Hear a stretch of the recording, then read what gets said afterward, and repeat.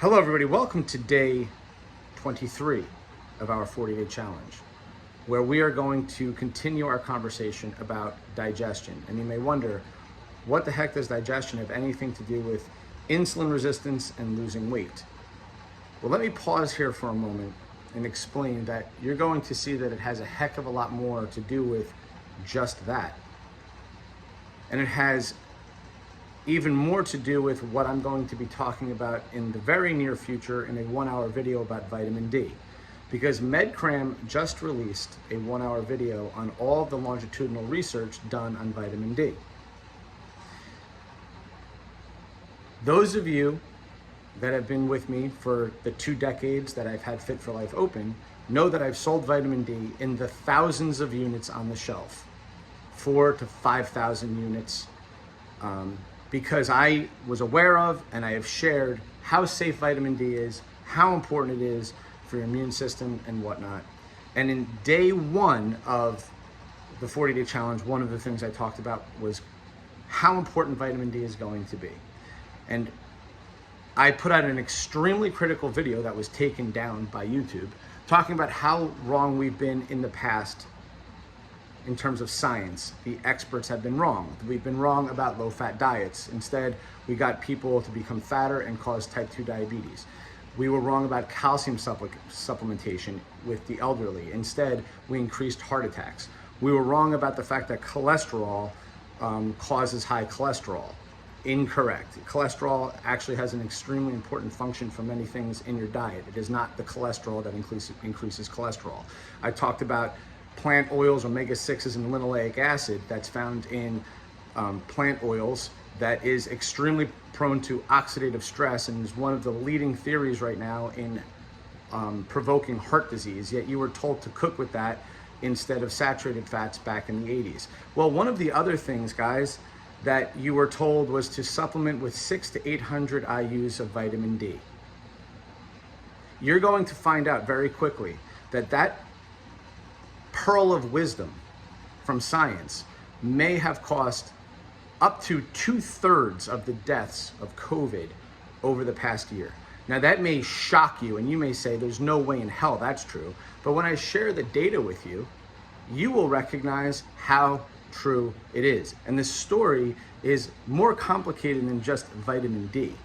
But if we relegate it to just vitamin D, you will see, based on the clear research and what we've already known about, like, how is it that I knew this about vitamin D 2 decades ago? Because the evidence was there about how safe it is, how important it is, its mechanisms of action, but yet you're told the 600 to 800 IU is enough. Your fortified milk is enough. Well, when we get there, you're going to be blown away, and I think it will be the most important video that I've ever done, because I'm going to weave together a whole bunch of information from the MedCram video. I will play pieces for you. I will also weave together other pieces of information from other doctors that Dr. Schwalb does not talk about, that he really should talk about. And the picture becomes bigger and bigger and bigger and bigger and bigger and bigger. And you start to realize, man, we really, really missed another opportunity to save lives. And you should be pissed the fuck off about it. So let's continue our conversation here, speaking of vitamin D, and why does it matter when it comes to digestion? Because one of the many things that Dr. Schwalb does not talk about in that 1-hour video is why is it that some people that supplement with vitamin D, they'll supplement with 1,000, 2,000, 3,000, 5,000, 10,000, 20,000 IUs, and sometimes it only moves their serum levels 5 points, 10 points, 12 points, where other people, it will move it 2 times that, 3 times that. Well, one of the many reasons, which we'll get into, and he talks about some of them, but one of the many reasons that he does not mention is the digestive process itself. It is emulsifying fats, it is bile production, and this is why, guys, one of the many reasons why supporting your digestion is so imperative. It's critical for vitamin, mineral, amino acid, fat emulsification. Those are all the omega vitamins. Those are your fat-soluble vitamins, which are vitamin A, D, E, K1, and K2, you must support your digestion. So if you're a person who, when we go back the first 20 days, when I talked about strategies, eat more protein, eat more fiber, eat resistant starches. If these things bother you, you're somebody that likely needs a lot of support with your digestion. You get acid reflux, you have all the, if you're on a proton pump inhibitor, right, for your acid reflux, you should do your own research on longitudinally if that's making the problem better or worse. I'll give you a hint. It's making it worse. Now you may feel better, but you're making the problem that I'm describing worse. And we'll talk about this when I get into the vitamin D video about what the consequences of things like proton pump inhibitors long time are doing. So bottom line is, how do we fix it?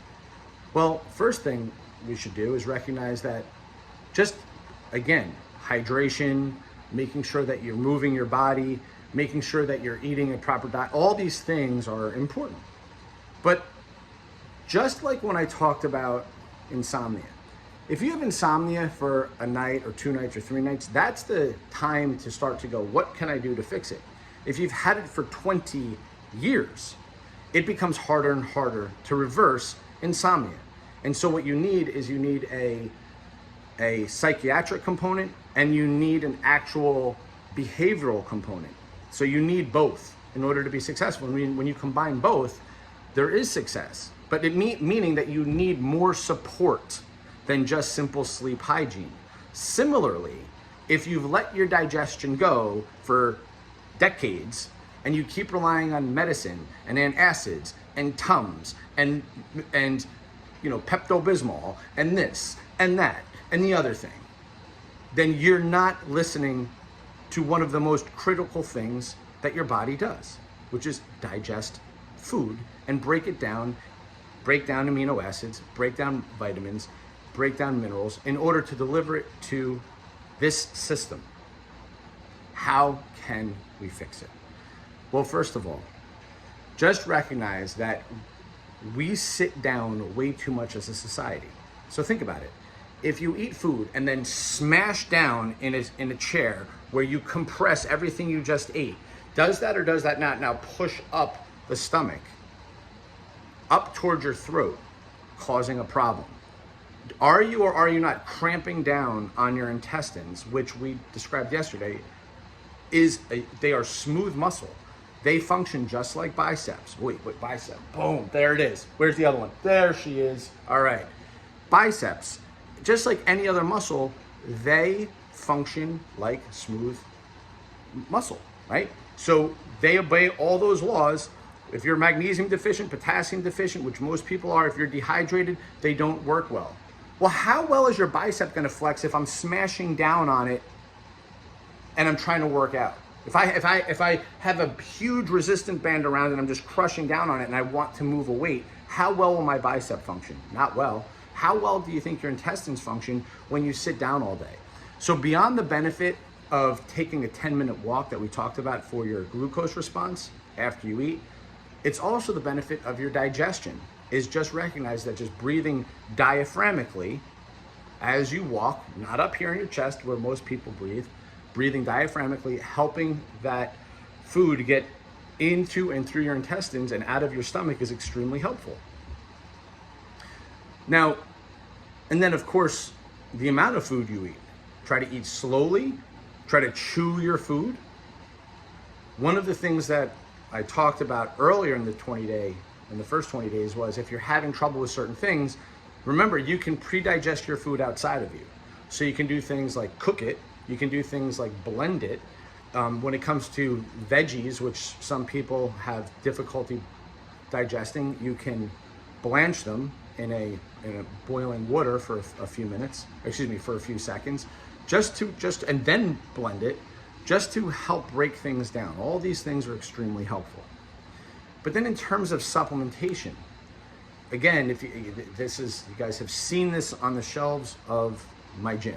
And when I work with certain clients with nutritional needs and I recognize that they have serious digestive issues, you can start looking into supporting HCl, hydrochloric acid in your stomach. Your stomach is meant to be extremely acidic. It's the younger you are, the more acidic your stomach. The older you get, the less acidic your stomach gets. That's a problem. Your stomach is designed to literally melt the food and move it into the duodenum, which is a part of your small intestine, in a form that's called chyme. The problem is that it's sitting there. The stomach acid it sucks. It's not acidic enough. And when the acidity isn't enough, guess what? The sphincter at the top of above your stomach starts to relax. It's the acid that splashes up on it that's supposed to tighten it. So yes, caffeine and things like that can cause issues with relaxing that. But at the end of the day, you want to make sure that that your stomach is acidic enough, and that starts with basic support of HCl. And you can actually take HCl supplements that are well available through many companies. Pancreatic enzymes are another option. Some people are, and glutamine is another one. So glutamine is an amino acid. These are all very well studied, very well researched ways to support stomach acid. So again, that's HCl, that's pancreatic enzymes, that's glutamine. Those are probably your top three. But then you also want to make sure that you're getting your B complex vitamins in. The other amino acid that tends to help people a lot is taurine. Again, because it's a huge component, one of the more important things for stomach acid production. Other trace minerals like selenium that you can get from nuts, especially Brazil nuts. Don't overeat Brazil nuts, but you want to make sure that you have all of these things in place. Magnesium, we talked about magnesium. We've talked about zinc in the past. Believe it or not, all these things are implicated in helping digestion. And then the last one is ox bile extract. So bile, again, is produced by your liver. It goes into the gallbladder. The gallbladder is supposed to squirt it. It looks like dish detergent, and that helps emulsify fats. So you can use ox bile to help emulsify fats. And how you take these things matter, right? Like the order in which you take them, when you're taking them. You want to work closely with a doctor or a functional medicine doctor in terms of how you take it. If you were talking to me one-on-one as a client, I would explain how I use it, how I've seen the best results, the research I've done, and then we would proceed from there. But I am letting all of you know that if you want to do your own due diligence for your own digestion, please look into these things, and you can begin to support probably some much needed stomach acid, meaning you can much needed support for your stomach acid, for bile, and start to get the benefit of the nutrients, amino acid, trace minerals, and fats that you're consuming in your diet, so that your body can start repairing itself better. All right, everybody? Sorry this one was so long. Have a great rest of the day.